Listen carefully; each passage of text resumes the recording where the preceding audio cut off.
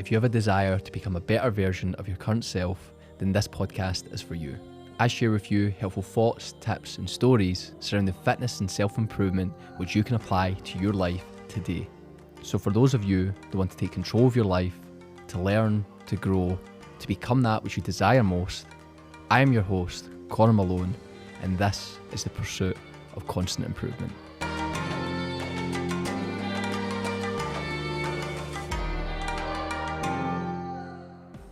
In today's episode, I'm going to be sharing with you how I use Stoicism to become happier and more disciplined in my life, and I'm going to share with you exactly how you can do the same.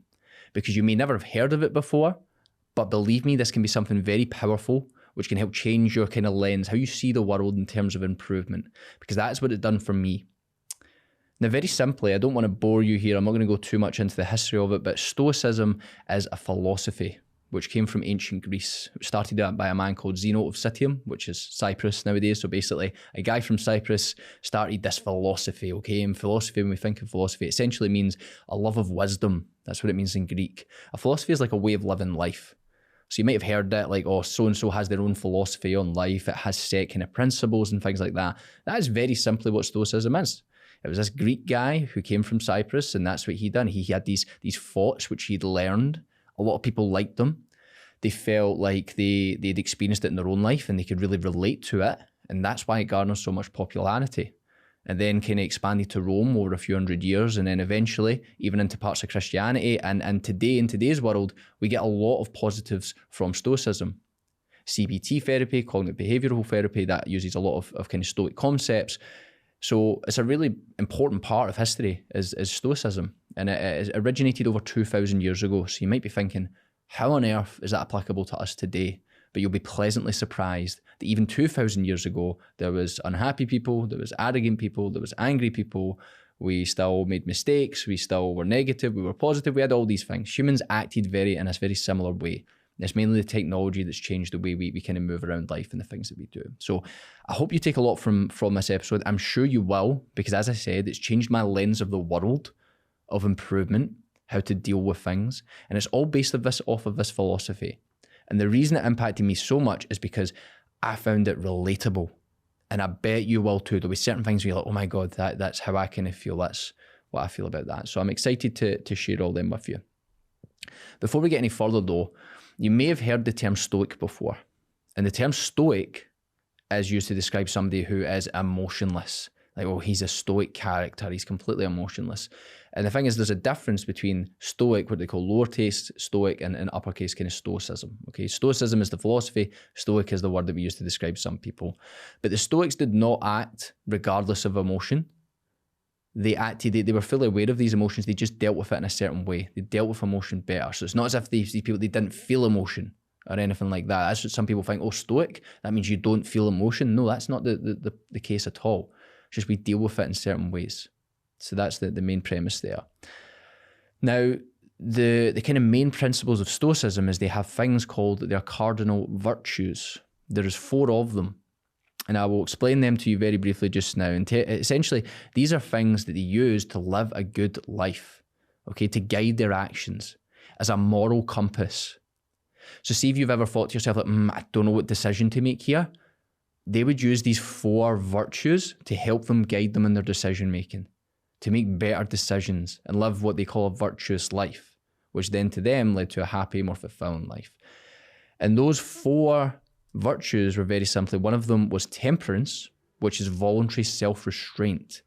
Simply, it's discipline, okay? Being more disciplined, not giving into kind of short-term gratification, doing the hard things that we need to do. That is temperance, voluntary self-restraint. So you stop yourself from doing something that maybe isn't positive, maybe it would feel good in the short term, but it wouldn't benefit you in the long term. That is discipline, that is temperance. The next one is justice, which is kindness and fairness. It is being just, it's doing the right thing. That is what they believed in. The next one is wisdom, which is like the art of being wise, being more knowledgeable, making the right decisions. And then the last one is courage, which is strength in the face of pain or grief. And we can think of that one very simply. It's like, what times do you need to be courageous? That's a very easy one because they realize that sometimes they would face difficulty and they would look at these 4 virtues and they think, right, I need to be courageous here. I need to, there's pain, there's grief here, but I need to face it with strength to get out the other side of this and continue to live a happy life. So that's kind of what they've done with these virtues. Again, like, let's say something happens to you, maybe unfortunately something, I don't know, you lose your job. How do you act with that? Okay, so what you could do is, again, courage. You could be courageous and you could say, right, okay, this is a painful experience, but I'm going to push through. I'm going to apply for more jobs. I'm going to do more. You don't take the kind of the victim mentality and say, oh, it's just terrible, whatever, my life's never going to be the same again, whatever. No. We don't. We may have the same original feeling of grief, of uncertainty, but there's two different ways of dealing with it. Again, with that negativity or with that positivity, with that courage. We use that courage from there. You could also choose wisdom. You could say, right, what would the wise thing to do here? I could complain about it or I could act. Now, of course, the emotion makes that very hard to decide, but we know that acting and then moving forward would be the wise thing to do. So that's how they kind of use that, as I said, is their moral compass to guide through life. Now, the reason I share that with you is because you can use things like this to make good decisions. I do this with my clients. Like, we have values and traits that we want to live by. Things that when our emotions are sky high and we typically can't make good decisions, we can think to this and we think, right, what would I do if I was being in control of my emotions? What would the right decision be here? And you can help them guide you on your next kind of steps from there. But those are the four virtues of Stoicism from there. Now, the most impactful thing from Stoicism is what I'm going to share with you next. I have spoke about this on previous podcasts. This may ring a few bells. I hope it does, because it's such an incredibly important point. And that is the dichotomy of control. This is what really made Stoicism how powerful it was and how powerful it still is today. It's used in a lot of different types of therapies and things nowadays. And essentially the dichotomy of control is we have two things. Things we do control, things we don't control. And the things that we don't control are a lot larger. There's a lot more of them there is in things that we can control. Because very simply, the only things that we can always control is our thoughts and how we respond to things. So again, how can we use that? So again, something bad happens to you. We know we couldn't control that. Let's say, I don't know, you got knocked down by a car. You're fine, but you broke your leg, something like that. You got knocked down by a car. Okay, you couldn't control that necessarily. That happened, it's gone, it's done. We cannot change that now. However, what we can control is how we act now. Again, going back to our previous example, do we complain about it? Or do we focus on a recovery and push forward and do what we can? Maybe we're immobile, but what can we still do? That's a very Stoic thing to do indeed in terms of the philosophy. That is what a good Stoic would do. They would act regardless of that and they would push forward. Because again, it's not that they do not feel emotion. They would still feel the same emotions that everybody else does. They would just act differently. That's the big thing there. And with the dichotomy of control comes a very good quote from Epictetus. And he said, he was one of the original Stoics, this Greek guy. And what he said was, happiness and freedom begin with a clear understanding of one principle. Some things are within your control and some things are not. And that takes us back to that dichotomy of control. Some things in life are in your control, very few of them. Most things are out of your control. Things that will happen to you, you can't control that. So you need to learn to deal with that and then act on from there. So a very, very, very important thing there, because one of my favourite kind of Stoic passages is a book, and it's called The Meditations by Marcus Aurelius, who was a very famous Stoic. And I don't remember it word for word, but one of the things he writes in his journal to himself, essentially, he says, like, when in the morning when you wake, you will meet arrogant people, selfish people, rude people. And why? The reason he's telling himself that is because you can't control that. If somebody is rude to you, somebody doesn't hold the door open, or maybe somebody just says something to you that isn't necessarily true, they spread rumors about you, you cannot control that. They decide what they do. You do not. But you control how you act of that. If somebody is rude to you, do you then go in a huff and complain and say, oh, that's terrible, I can't believe they done that, and it circles your mind for the next hour? Or do you just say, oh, that's a shame, I'm sorry they feel that way, it's their problem at the end of the day, I'm going to move on, have a positive day. That's how you can react. And what I found when I first found this, I was like, right, well, I don't feel like that. I thought, if I hold the door open for somebody and they don't say thank you, I don't feel like that Stoic. I feel angry, I feel pissed off. I want to go and get them back and tell them to fuck off. That's what most people want to do. But it's not the right thing to do. So in the beginning, when you feel like that, what you need to do is almost force it. You need to think, right, calm down.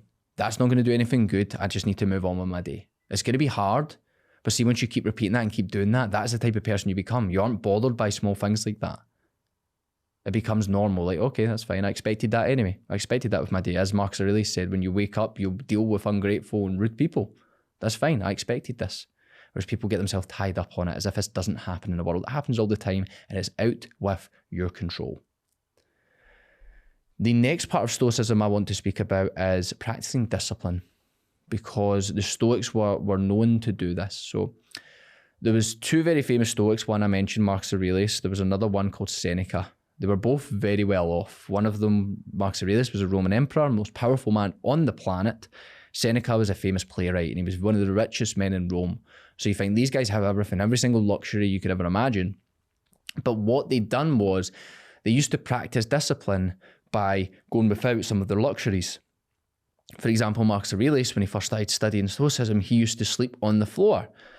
He had a comfy bed, but he'd sleep on the floor. And you might ask, why on earth would you do that? Because by practicing discipline, he's shown himself, I do not need this, I do not require this. These are all added benefits to my life, so it affects your mentality, it affects your attitude and your mindset towards things. You don't necessarily need these things, but as soon as somebody doesn't have a comfy bed for the night, they're complaining, like, oh, this is rubbish, blah, blah, I need this, I need that. No, you don't.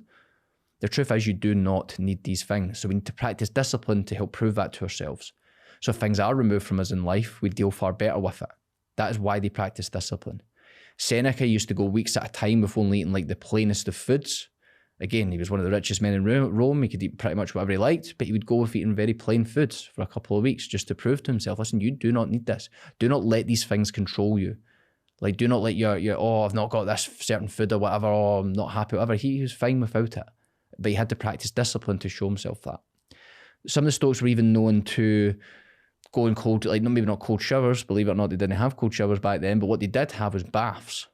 Okay, they had baths, there was cold water, and they would expose themselves to that. Because again, it was uncomfortable. And what practicing discipline does, it makes you grateful for the comforts you do have, and it makes you better able to deal with the things when you don't necessarily have them. There's another quote here by Marcus Aurelius that speaks on this, and he says, we should discipline ourselves in small things, and from these progress to things of greater value. Because the things I mentioned to you are small, right? It's not as if you're going camping in the woods for 3 weeks. You're sleeping maybe without a bed. You're maybe restraining from having some certain meal. That is temperance, one of the 4 virtues, voluntary self-restraint. You're restraining from having these things for a short period of time. Again, to prove to yourself you do not need them. You do not rely on these things. These do not control you. That is what we're doing with Stoicism. We're saying that these things do not control us. We can act without them from there. So that was a very important part of the Stoics' lives. They felt that developing discipline was very important, which is where I got it from. That's why I started to develop discipline more, because I thought, right, well, these guys held it of the utmost importance. Because, I mean, Jocko Willink says now discipline equals freedom. And it's very true. It was free then. It was true then. The more disciplined you are, the more able you are to act without certain things. You do not need certain things. Because you'll find if you go through life and you aren't practicing discipline, you tend to get upset easier when you don't have certain things. Whereas if you practice discipline, you do tough workouts, maybe, again, you just get uncomfortable on a regular basis. You can become better at dealing with things in life, hardships in life. So that's where I really picked this up from with Stoicism originally, and it was their ability to practice discipline on a regular basis, or as they called it, temperance. Now, that leads us very nicely into the next thing, because what discipline does, and what I basically explained, is this next part. And what it is we don't become a slave to desire. Because as Epictetus said, he said, wealth consists not in having great possessions, but in having few wants. And all he meant with that is, when people want new things, you could be the richest man in the world, but see if you want this, you want that, or whatever, you're never going to be happy. Whereas we have to have the discipline to understand you do not need these things. Then we become happier, then we become free. Because our life isn't tied down by, I need this, I need that. I'll be happy when I get this. This is what I need, whatever it happens to be. And we do that by practicing discipline. And that therefore makes us happier. It's had a huge impact on my life doing that, living more simply at times.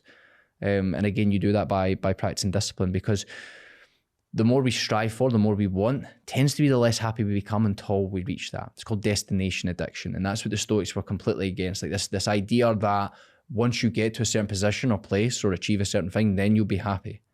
Because even 2,000 years ago, they understood the human brain does not work that way. We do not get things and then be happy. Like, look around you. Like, it's very hard because not a lot of people will know millionaires or people that are super successful. Some people don't know people like that. You'll look on Instagram and say, oh, they look happy. The reality is they aren't, because a lot of them still have this idea that they'll be happy when they get X, Y, and Z. So again, through Stoicism, through practicing discipline, you can live a happier life by realizing that you do not need all these things in life. Like, you look at a monk, that is their whole practice. Like Buddhism, all these things as well, they live with very few things. They have no wants. They don't want this and want that. They could live with nothing and be happy. That is an incredibly powerful position to be in. And as I said before, we can do that by practicing discipline, practicing temperance, which is voluntary self-restraint. So by restraining yourself from doing something that you could access all the time, you become less reliant on it, because we don't want to become reliant on things in life. The next thing is something that a lot of people may never have heard of before. A lot of people initially, when they hear of this, they shut off. So by listening to this, you automatically understand if you're quite an open-minded person or if you're not, because this is a very popular Stoic term. And it says Memento Mori, which is a Latin phrase. And it basically means, remember you are mortal, or to us, remember you must die. Quite a sinister thing to think about. So a lot of people think, why would I want to remind myself of that? And it's very simple, because as Steve Jobs once said, death is very likely the single greatest invention in life. Quite a Stoic thing to say from big Steve Jobs. And the reason he said that is because the thought of death and the fact that we are not going to be here forever pushes us on to do and to act. Because people become too relaxed with life. And it's not until they get to the stage where they face death and they think, oh my God, my life has been a disaster. They have regret. It's a scary situation to be in. But you can avoid that by practicing that Memento Mori. Remember you must die. And there's a really interesting story. There was these slaves, and they were called, let me find this here, Auriga. I don't really know how to pronounce that, to be honest. Auriga of the sword. That's this type of slave. And their sole role was, let's say there was a Roman triumph and there was a general or somebody, and they were kind of being held up as this savior. Oh, we won this battle, whatever.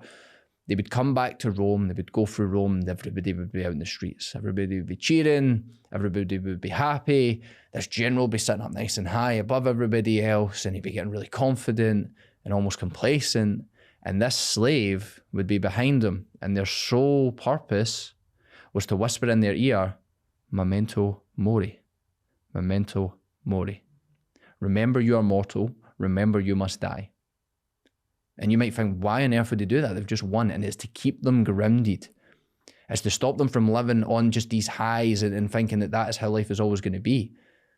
Because with Stoicism, we need to understand we are going to die one day, and we should let that spur us on to take action and not become complacent. It's a very, very important one there. And Marcus Aurelius says it very well. He says, you could leave life right now. Let that determine what you do, say, and think. I can't think of any better way to explain that.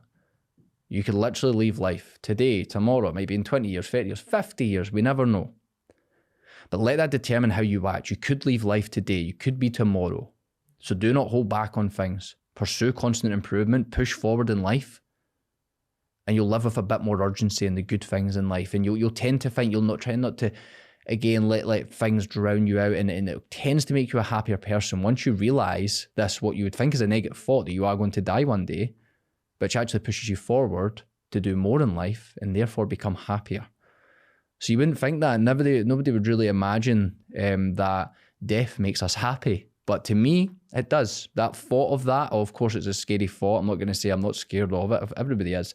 But reminding myself that makes me think, right, don't fuck about today. Go get after it. Do something. Make your future self proud, because you never know. You might never meet them. Go and do something. Go and act. And that is what Memento Mori does from there. Now, very simply, to take away from this episode, things that you can take away and use in your own pursuit is use virtues and values to make decisions. That's what they'd done. That was at the height of Stoicism. They had these four virtues, their cardinal virtues, again, like temperance, so practicing discipline. They had wisdom, justice, and then from there, they also had the final one, which was courage, which we spoke about in detail. And courage was, of course, acting in the face of pain or grief. We still act. We act with courage. That's really strong things, which, as I said, guided their decisions. So you can pick things that you act with. Those are your guiding, those are your compass in life for making decisions. I find that a very powerful thing. The next thing, probably the most important one, is realize that you can't control a lot of things in life. That things will happen that you can't control, but you can always control how you act after it, how you respond to that. That is how you can control.